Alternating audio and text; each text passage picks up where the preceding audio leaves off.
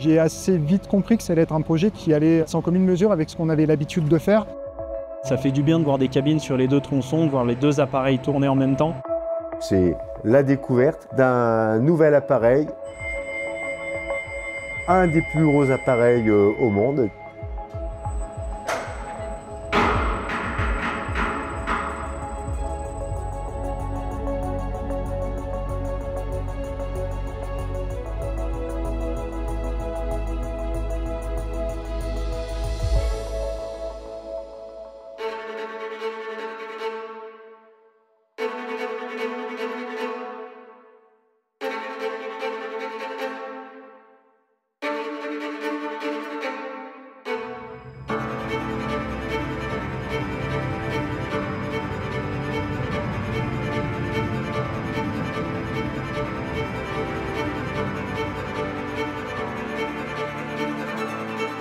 On a mis sous tension donc, électriquement toutes les gares. Là, on est en pleine phase de mise en service.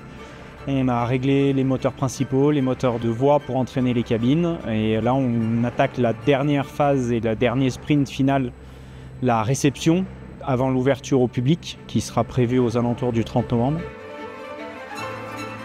Le premier tronçon, on l'a cyclé hier soir. Le deuxième tronçon, ça fait déjà une semaine et demie. Et ouais, ça fait du bien de voir des cabines sur les deux tronçons, de voir les deux appareils tourner en même temps. On a énormément de discussions avec Poma sur la partie gestion de toutes les sécurités, gestion de l'électrique. On a énormément d'échanges. La partie informatique, donc avec Damien Montanan de la SATA, est aussi primordiale pour pouvoir échanger les informations.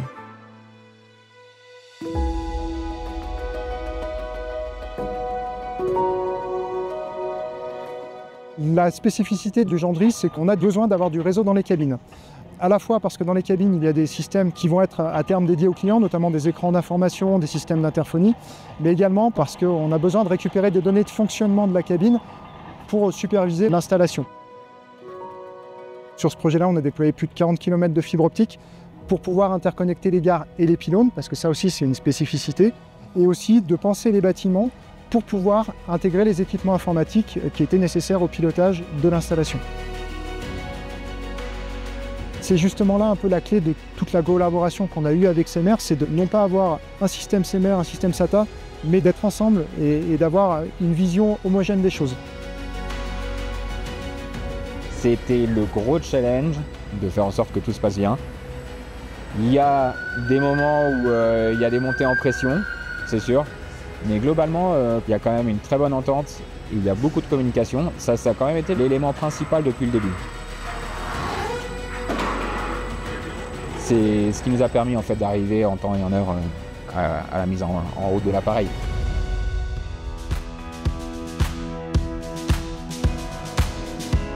À partir de la semaine prochaine, on attaque la phase de réception, donc présentation de la machine aux autorités, et on valide le fonctionnement de l'installation en vue d'une ouverture au public fin novembre. Donc c'est tout plein d'étapes cruciales comme les essais en charge, donc on met des lestes dans les cabines pour vérifier que l'appareil s'arrête correctement dans des temps réglementaires. En tout, là, on est parti pour 3 semaines de réception à partir de la semaine prochaine. Ça va être 3 semaines intenses, mais ouais, ça va bien se passer.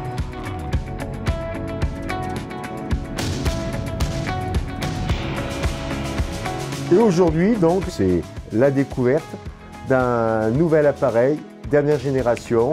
On n'est pas avare de questions, justement, pour nous expliquer un peu la finesse de tel système, de tel capteur, de telle chose à faire sur une cabine.